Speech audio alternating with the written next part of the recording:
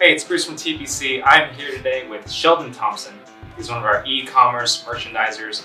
We're here at TPC headquarters. We just got back from Emporia, Kansas, where we were racing Unbound Gravel.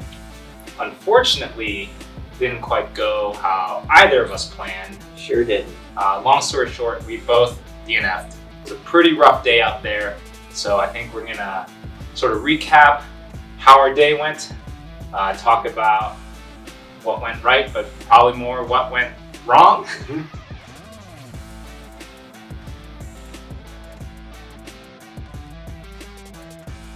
First thing, Sheldon, we should talk about is just the start. Yeah. Yeah? Yeah. What did you think about the start? I lined up and felt really good. I felt like I was going to crush it. What's up, TPC? I am here at the challenge booth at the Unbound Expo. Then once we started rolling, we got stopped by a train. The train, yeah. That was unexpected. Yeah, mile 11 and 12. Yeah. That's where everything really just went downhill out here. Yeah, I'd say, so what happened is, we got a lot of rain that week, and that stretch of road, there wasn't a lot of gravel on it, and it turned into probably the stickiest, most heinous mud. Nasty mud. So I was a little farther ahead of you, so I did try to ride a lot of it, but eventually this mud was so sticky, and it was collecting so much, it was snowballing on my tires. Eventually, my tires just stopped spinning. My bike just clogged up, so I was forced to get off and walk. Did you see the race moto? I passed him, yeah. Yeah, so one of the official race motos, full on enduro moto, was stuck in the mud. Just standing up, no kickstand, with the rider standing next to it, just looking at it. I mean, that's how bad the mud was. Even the motos couldn't get through. So yeah. But then, at some point, we hit a section. For me, I don't know if it was for you, but it was at the top of this hill. There was a building there, and it just got firm enough that I was like, ride. And I just scraped as much as I could off my wheels and tires. There was so much mud on my chain ring, my chain wouldn't stay on. So I had to actually use my finger and get in between all the teeth to get all the mud out of my chain ring. Yeah. But then once I did that, I went through the gears, my bike was working. I was like, yes, business.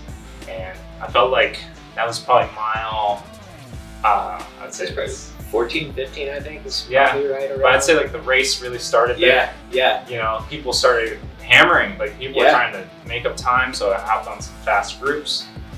My pacing plan kind of went out the window. I was like, I'm not going over 400 watts, but I mean, at that point I was just I was amped. Yeah. Let's get back into this, and I was chasing some groups and really just ignoring my pacing plan.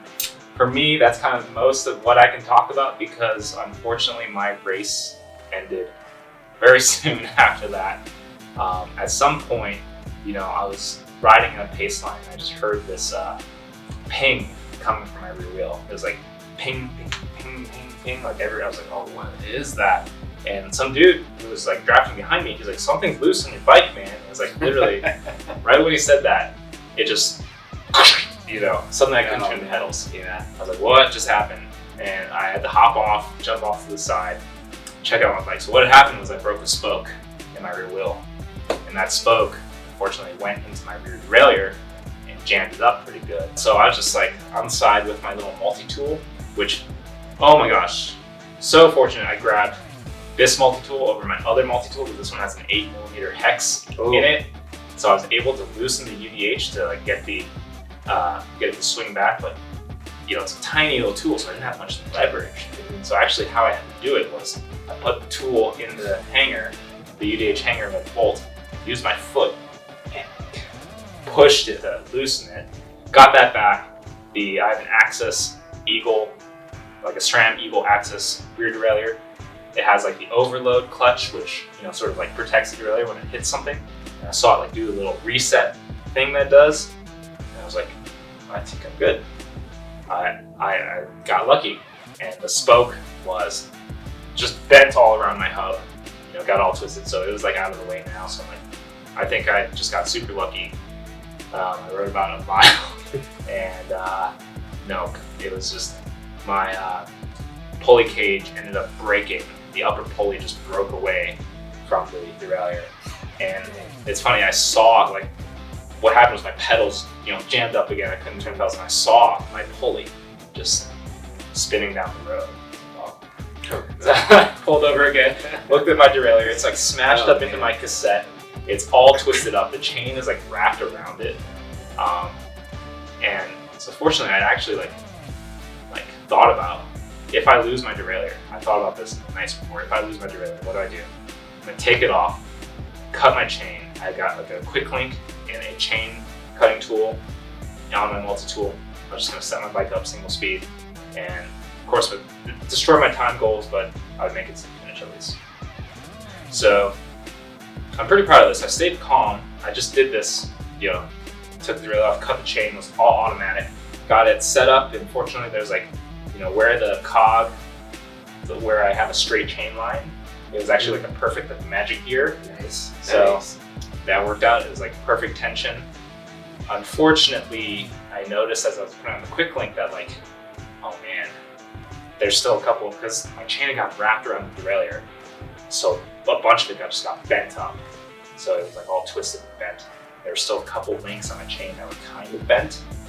And I was like, oh, that might be good. But I snapped the quick link on, and I like ran it through a little bit, and it would skip when it hit those bent links. I was like, man, this will work. I got on and started pedaling. I was like, it's working. All right, I annihilated my derailleur, but I am not out. Check this out.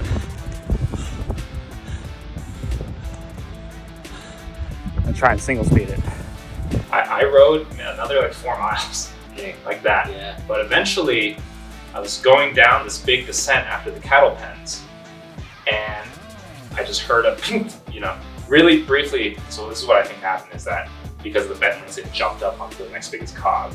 Because there's this instantaneous moment of like insane tension on the pedals, and just like I kicked back a little, and like I almost crashed because I was going down. I was bombing down this hill like over 20 miles an hour, and like I unclipped, landed on my balls on my saddle. Was like trying, and then like suddenly like there's like no tension on the pedals, and I was like, my chain's gone. Like the chain just was gone, and I rolled down to the bottom of the hill, came to a stop.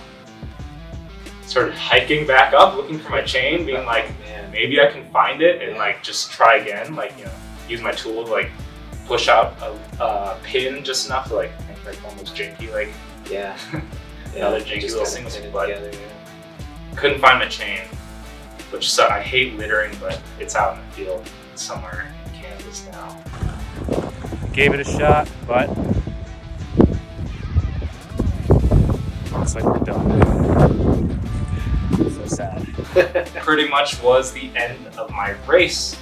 I hiked back up to the cattle pens, called my support crew for a ride. I waited in the sun for about 2 hours before they showed up, because I was using 3-peat cyclings for the crew for hire. They were picking up people all day, literally all day. I saw so many trucks, Jeeps coming out of like the mud pits with bikes and people.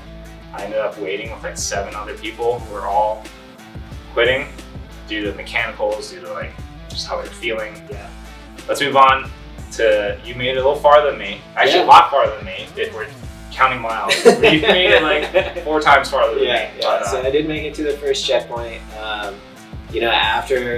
all that walking and stuff, just looking at my time and knowing like, all right, so the cutoff's 2 o'clock, and it's like, shit, like look at this time, like I have a lot of time to make up. And so I just hammered and just rode as hard as I possibly could, chasing people, riding wheels, climbing things that I probably should not have hammered on. Like, they have that climb out there called the Biatch, and I climbed that thing on my single speed, and that is something I was planning on walking. Because it's just so steep and so hard, and like, the climb if you saw it, it's that super steep switchbacky one. And I just like was hammering up all those, and in my head I'm like, I shouldn't be doing this, I'm going to like blow myself up. I'm still trying to eat, and eating gels and like not really taking any solids, just mainly gels and water. And just keep hammering, and then like the time just, it's like I feel like I'm going nowhere, and the time is just catching me. like doing 17, 18 miles per hour, like trying to catch up, and it's still like finally get close to Eureka. I'm pretty beat, like I'm pretty trashed at that point. And I like crossed the mat like 10 minutes to go before time cut off. And I was like, oh, I made it. And I get to my support truck and like sitting there and like trying to eat food, trying to recover, get some salt. Like my legs start to cramp a little. I'm just like, oh no, this is not good. Like, and I start getting that nauseous feeling. I'm like, oh no, my body is not happy. And I'm like sitting there, and then the storm comes. Yep. And as soon as that storm hit, I was just like, I'm not going back out. I'm done. Like, this is my race. I blew myself up.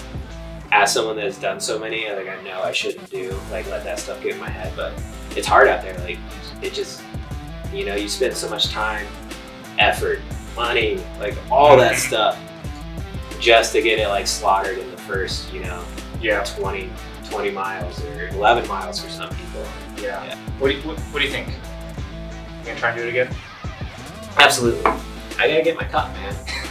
It's all about that 1,000-mile cup. Yeah. You know, and I'll be back next year for sure. And now that this has happened to me, I'm like, the fire's burning. Man. Like, Fuels that fire. I want vengeance. Yeah. I got to see the pro men finish. It was very exciting. I've never seen that. I got to see the like showdown, the sprint. I got to see Keegan take the win, which was really cool. That guy. Unbelievable. Yeah.